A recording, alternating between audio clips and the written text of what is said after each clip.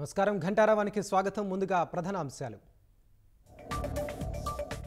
రేపే ఫలితాలు, ఓట్ల లెక్కింపునకు పూర్తయిన ఏర్పాట్లు, కౌంటింగ్ కేంద్రాల వద్ద పటిష్ట భద్రత.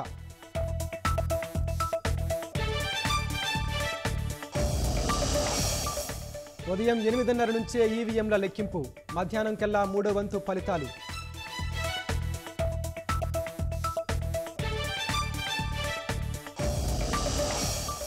పోస్టల్ బ్యాలెట్ అంశంలో వైకాపాకు ఎదురుదెబ్బ, గెజిటెడ్ అధికారి సంతకం ఉంటే చాలన్న సుప్రీంకోర్టు.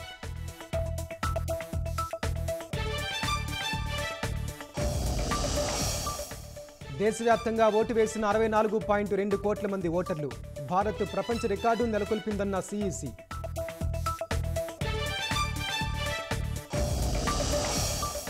ఎగ్జిట్ పోల్ సంచలనాలతో ఉరకలెత్తిన మార్కెట్లు. 2,507 పాయింట్లు లాభపడిన సెన్సెక్స్.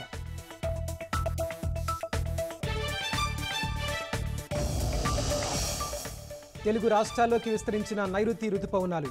ఏపీలో జోరుగా వర్షాలు, సీమలో పొంగిన వాగులు.